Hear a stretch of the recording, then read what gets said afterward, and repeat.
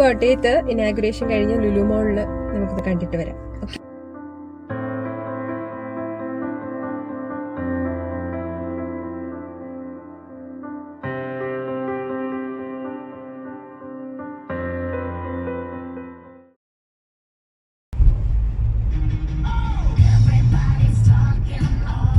ഞങ്ങളൊരു 11 o'clock ലുലുവിലോട്ട് പോയത്.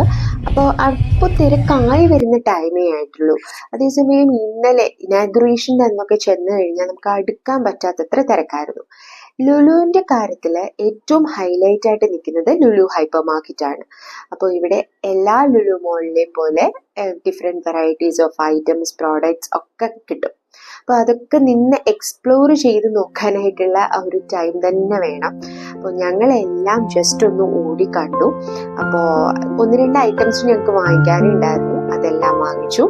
അതിനുശേഷം ഞങ്ങൾ എല്ലാ സെക്ഷൻസും പോയി. ഇപ്പോൾ ക്രിസ്മസിൻ്റെ ഒരുക്കങ്ങളായിട്ടും ഒരുപാട് different types of food items ആണെങ്കിലും ഡെക്കറേഷൻ ഐറ്റംസ് ആണെങ്കിലും നിരവധി അവിടെ കാണാം.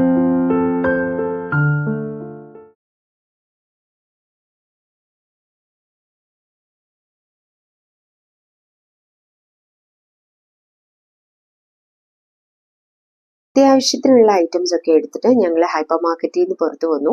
താഴെ കുറച്ച് ബ്രാൻഡഡ് സ്റ്റോഴ്സ് ഒക്കെ ഉണ്ട് കേട്ടോ. മെഗ്ഡിയുടെ സ്റ്റോർ, മാമാഅർത്ത്, അങ്ങനെ കുറച്ച് സ്റ്റോഴ്സ് ഉണ്ട്. മുകളിലായിട്ടാണ് Funtura, Lulu connect and Lulu fashion store. Funtura കണ്ടപ്പോൾ ദിച്ചുകുട്ടിന് ചെറുതായിട്ടൊരു സൈഡ് വലിവുള്ളത് പോലെ തോന്നി. അതുകൊണ്ട് തന്നെ അവിടെ കയറി ഒരു കാർഡൊക്കെ പർച്ചേസ് ചെയ്തു. അതിനുശേഷം 1-2 ഗെയിംസിലൊക്കെ അവനെ കളിപ്പിച്ചു. അപ്പോൾ ഇത് ഏകദേശം മറ്റേ ടൈം ഒരു 250 കുട്ടികൾക്കോളം ഇത് യൂസ് ചെയ്യാൻ പറ്റുന്ന രീതിയിലുള്ളൊരു സർഫസ് ഏരിയയൊക്കെ ഉണ്ട് ഈ ഒരു പ്ലേ ഏരിയയ്ക്ക്. കുഞ്ഞ് ഭയങ്കര എക്സൈറ്റഡ് ആയിരുന്നു കേട്ടോ.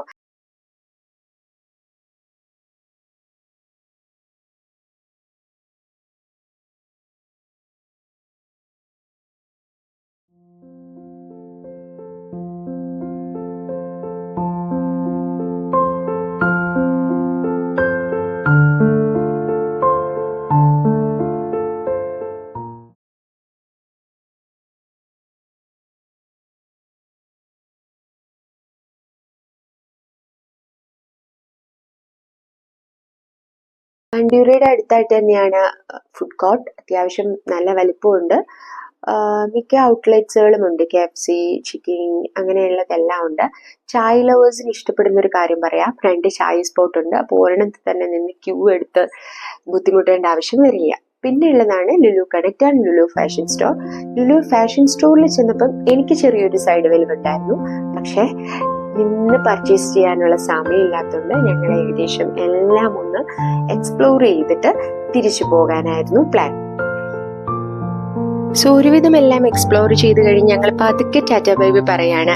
ബിക്കോസ് ഈവൻ ഇഫ് ഞങ്ങൾ താമസിക്കുന്നിടത്തേക്ക് 1 കിലോമീറ്റർ ഉള്ളെങ്കിൽ കൂടി ഈ ട്രാഫിക് ബ്ലോക്ക് എല്ലാം കഴിഞ്ഞ് എത്തുമ്പോൾ ഒരു ½ an hour ആകും. MC റോഡിൽ അത്യാവശ്യം നല്ല ബ്ലോക്ക് ഉണ്ട്. അപ്പോൾ പതുക്കെ ഞങ്ങൾ ഇറങ്ങുകയാണ്. ഇവിടെ നല്ലൊരു പാർക്കിംഗ് സ്പേസ് ആണ് കേട്ടോ. ഇപ്പൊ പാർക്കിംഗ് ഫീസ് ഒന്നും തന്നെ ഇപ്പൊ ഇല്ല. So Tata bye bye.